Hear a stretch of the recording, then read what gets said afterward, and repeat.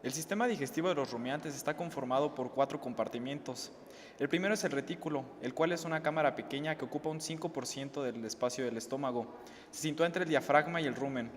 Su función es regurgitar el alimento digerido hacia el rumen o hacia el omaso, dejando pasar o entrar partículas pequeñas hacia el rumen.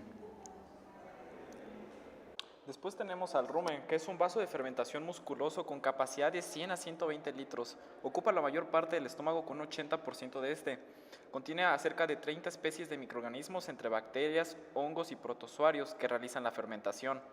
Por dentro se divide en compartimientos como el saco dorsal y ventral, que a su vez se dividen en uno con proyección craneal y otro caudal. Cuenta con tres capas como son la gaseosa, la que tiene alimentos y la superficie conformada por papilas. La función del rumen es formar una cámara de fermentación anaerobia para digerir polisacáridos complejos. Después tenemos al omaso. Este está situado a la derecha del rumen y del retículo, atrás del hígado. Tiene una capacidad de 10 litros aproximadamente que permite el reciclaje de agua y minerales que pueden regresar al rumen por la saliva. Realiza la función de transporte y compresión. Finalmente, el abomaso. Es el estómago glandular parecido al de los no rumiantes, solo que se diferencia por recibir un flujo continuo del retículo ruminal. Este secreta la proenzima pepsinógeno y ácido clorhídrico, sustancias que realizan la función de la digestión proteica.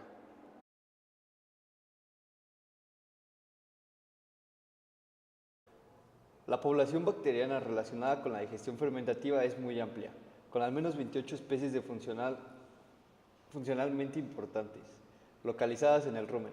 El número total de bacterias en los preestómagos o en el intestino grueso suele oscilar entre 10 a la 10 y 10 a la 11 células por gramo de ingesta. La mayoría de estas bacterias son anaerobias estrictas, que no sobreviven en presencia de oxígeno. En el rumen también hay hongos, y las investigaciones realizadas sugieren que pueden desempeñar un papel importante en la digestión de las paredes de las células vegetales.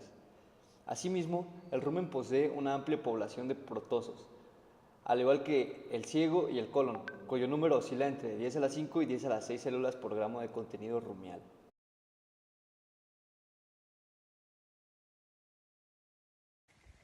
La rumia consiste en regurgitar el alimento tragado por el animal para poder mezclarlo con saliva.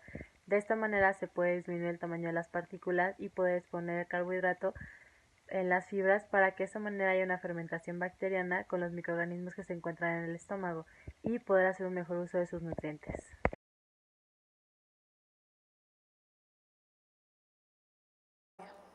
La rumia se lleva a cabo principalmente durante la noche o a mediodía, en el cual la producción de saliva es constante.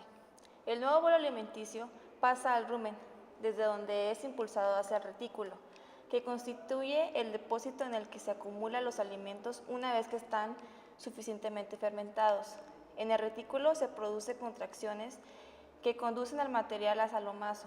Luego el orificio se comunica y se cierra. En el omaso funciona como una bomba que impulsa el alimento desde el retículo hasta el omaso. Consta de un conjunto de láminas entre las que circula el bolo alimenticio, con el fin de separar el material sólido y absorber algunos ácidos grasos volátiles. Luego, el bolo pasa al omaso, donde se realiza un proceso químico y posteriormente la ingesta pasa a través del píloro al duodeno y siguientemente al intestino. Por último, las heces son transportadas al recto. En el recto ocurre una dilatación que produce movimientos musculares voluntarios. Estos se abren con los esfínteres que comunican el recto con el ano y se expulsan las heces.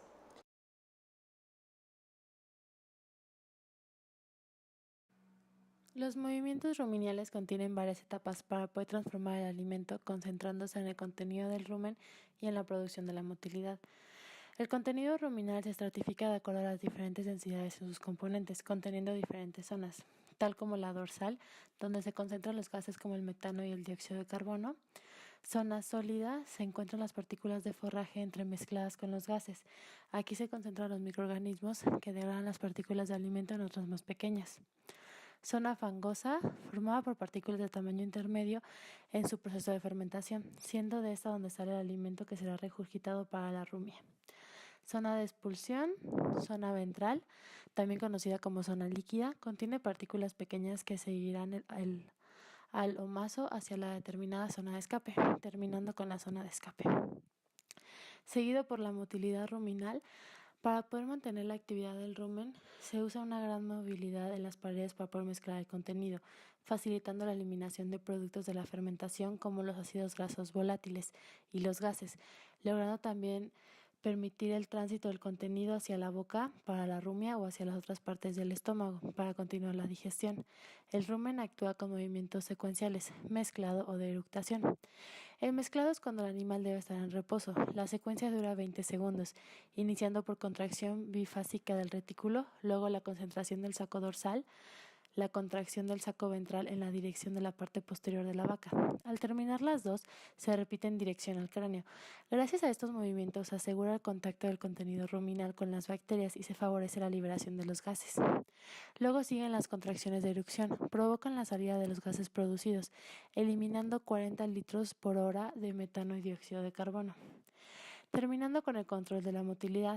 Cuando se aumenta la movilidad del rumen, se aumenta la degradación del contenido ruminal, encontrando receptores en la boca de la vaca que se estimulan cuando el animal mastica y facilita el incremento en la frecuencia de las concentraciones ruminales.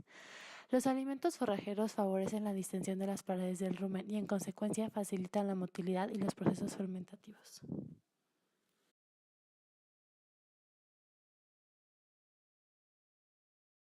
Los ácidos grasos volátiles se forman en el rumen una vez que el bolo alimenticio llega y se descompone en él.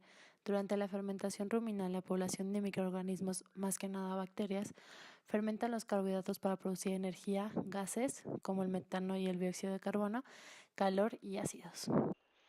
El ácido acético, el propiónico y el butírico conforman la mayoría de los ácidos producidos en el rumen, aproximadamente el 95%. Los gases formados son eructados y la energía presente en el metano se pierde. Entonces los ácidos grasos volátiles se transforman en los productos finales de la fermentación microbiana que luego son absorbidos a través de la mucosa ruminal.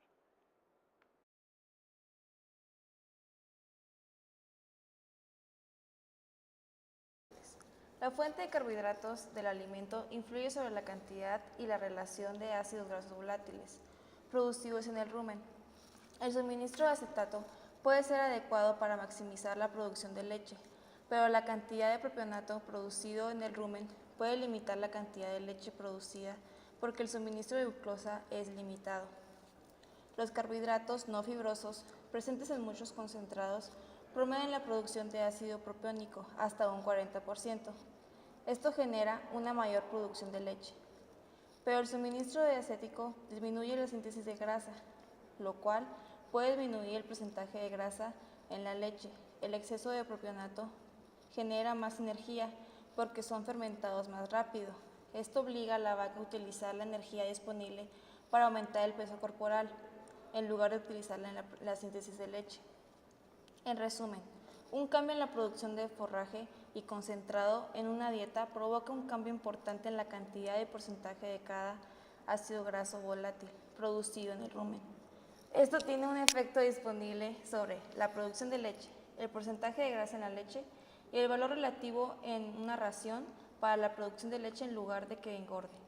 Como se puede ver en la gráfica, con esto un aproximado del 70% de concentrado de forraje de producción de leche es alta y la grasa es baja, pero si excedemos el ácido propiónico genera un aumento de peso y disminuye la producción de leche.